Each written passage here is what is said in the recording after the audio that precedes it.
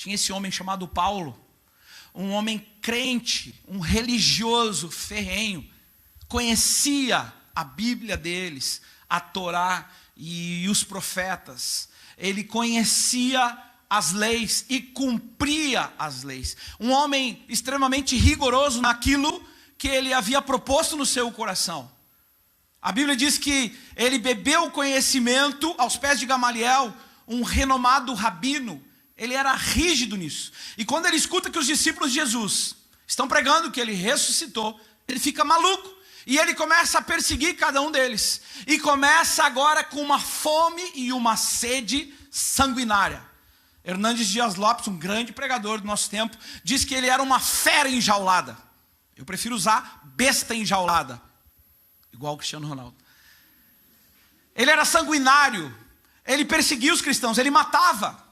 Ele não só perseguia como botava na cadeia, mas ele também matava com toda a sua fúria. E agora ele preso, ele tem a oportunidade de se defender diante do rei Agripa, e ele diz: rei, esse rei que havia se convertido ao judaísmo, ele está dizendo, tu entende o que eu estou falando? Eu também era um zeloso da religião. Eu me opus a Jesus Cristo. Eu estava seguindo o meu caminho, eu estava firme nas minhas convicções, eu estava levando a minha vida, mas um dia, na estrada para Damasco, eu vi uma luz brilhando mais forte do que o sol, com todo o seu fulgor. Eu estava aqui com a minha vida, seguindo, convicto das minhas verdades, das minhas crenças, até que um dia eu era ateu convicto, até que um dia eu fui convidado para um culto, e eu fiquei chorando por 2 horas, e eu não soube mais explicar mais nada. Vocês já viram essa história, não? E aí o propósito de Deus chega através de uma visão celestial, e ele termina dizendo: eu não consegui resistir a essa visão. Eu não pude ser desobediente. Depois do que eu vi e ouvi, eu não consegui mais voltar para a mesma vida que eu tinha. É por isso que o título da mensagem de hoje é uma espécie de alerta para você que está ouvindo. O propósito de Deus vai mudar tudo para você. Quando o propósito de Deus, quando a sua visão, quando o seu sonho chega até você, quando chega até a sua vida, eu não estou falando de religião, não estou falando de filosofia, eu não estou falando de frequentar cultos aos domingos, eu estou falando do próprio Deus, vindo até o seu coração e dizendo: Maurício, eu tenho um plano para a tua vida, meu irmão e minha irmã, vai mudar tudo, e vai mudar para melhor. Eu garanto para você, toda a sua vida vai virar de cabeça para baixo, e o pior de tudo, sabe o que é? Você vai gostar. O que acontece quando o propósito de Deus chega até você? A mesma coisa que aconteceu quando a visão celestial chegou até Paulo, no meio da estrada de Damasco. E eu vou falar 4 coisas muito rápidas a partir desse texto que a visão de Deus, ou o propósito de Deus, provocam na sua vida. Número 1, sem perder tempo: o propósito de Deus nos paralisa. Quando essa voz ecoa dentro do nosso coração, quando essa voz saiu de dentro dessa luz brilhante e falou: é inevitável resistir, é inevitável resistir ao aguilhão, você só vai sofrer, você só vai sentir dor. É inevitável resistir quando Jesus chega até você e diz: eu tenho um plano para a sua vida. E a primeira coisa que acontece com o apóstolo Paulo, que naquela ocasião ainda não era apóstolo, ele paralisa. O texto diz que ele fica cego por 3 dias, não come, não bebe, porque você estava seguindo a sua vida, você estava seguindo o seu caminho com as suas convicções, e agora você percebe que tem algo novo vindo até você. E repare, Jesus não é aquele que põe o pé na porta e chega fazendo mudanças na sua vida. Ele vem com uma voz suave, e ele começa a colocar desejos dentro do seu coração que antes não tinham. E agora você começa a ter desejos de fazer coisas que você não fazia antes, e começa a ter desejos que você não sabe de onde vem, de deixar de fazer coisas que você fazia antes. Alguém está entendendo o que eu estou falando?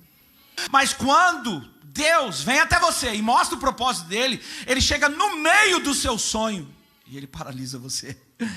E eu não consegui mais viver do mesmo jeito depois que eu ouvi aquela voz, porque não é só uma voz soprando no seu ouvido, é uma vontade de cumprir o desejo daquela voz para você. Depois dali tudo na nossa vida mudou, porque quando o sonho de Deus, o propósito de Deus chega na sua vida, você vai paralisar. Quando Jesus entra na nossa vida e nos abrimos, é certo que a primeira coisa que vai acontecer você vai ficar paralisado. A segunda coisa que ele faz é o propósito de Deus nos envia. Deus está dizendo, ele é meu vaso escolhido, ele é meu instrumento. A primeira coisa que acontece, e essa é a palavra profética de Deus para Paulo, é: eu vou te enviar para pregar aos judeus, para pregar aos gentios, e para pregar para os reis e os representantes de toda Israel. Porque toda vez que você quiser fazer alguma coisa, mesmo que ela seja lícita, que é cumprir o propósito de Deus na sua vida com a força do seu braço, isso é uma ambição. E Deus não quer que você haja com ambição, Ele quer que você haja pelo propósito. E eis a diferença entre propósito e ambição. O propósito te envia para ajudar as outras pessoas, e a ambição te envia para usar as outras pessoas. Não se apresse, Deus veio até você, mostrou o propósito dele, você ficou paralisado, Ele te deu uma palavra de envio. Não fique nervoso se você ainda não tem as oportunidades. Espere, foi assim na vida de Paulo, foi assim na vida de Davi até se tornar rei. O propósito de Deus vai mudar tudo para você. Primeiro, ele paralisa.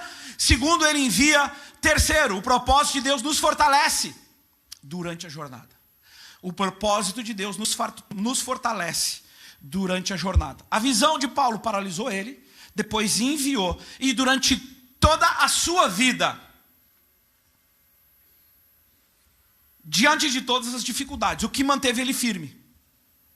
O que manteve ele no prumo? O que o manteve seguindo em frente? Foi a certeza daquilo que ele viu e ouviu na estrada de Damasco, que Deus tinha um plano para a vida dele. Escute bem o que eu vou dizer. Na jornada você vai sofrer. Na jornada as pessoas vão te abandonar. Na jornada vai faltar o dinheiro.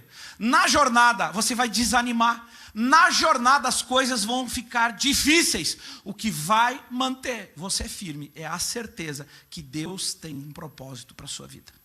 E é aqui que acontece a loucura. Deus tem um plano específico para cada um de nós, baseado nas nossas habilidades, baseado na nossa personalidade. E agora vem a pérola.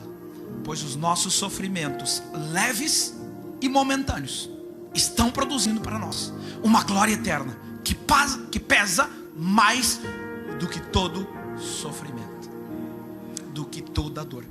Ele está dizendo, ele chama isso de leve e momentânea tribulação, comparado ao peso da glória de cumprir e viver o propósito de Deus nessa terra. Primeiro, ele te paralisa. Segundo, ele te envia. Terceiro, ele te fortalece. Quarto e último, o sonho e o propósito de Deus na sua vida vão te esticar. Deus, quando ele vem com o seu propósito, ele vai te esticar. Imagine se hoje, em pleno século 21, você disser sim ao propósito de Deus na sua vida. Você vai ser muito esticado.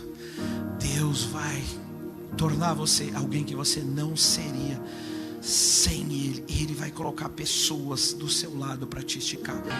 Existem pessoas que precisam ser empurradas para dentro desse tanque. Eu oro para que você encontre alguém no meio do caminho que te dê um empurrãozinho. Vai. Eu quero terminar lendo aquele que provavelmente é o último texto de Paulo enquanto ele está vivo. Ele escreve: combati o bom combate, terminei a corrida, guardei a fé.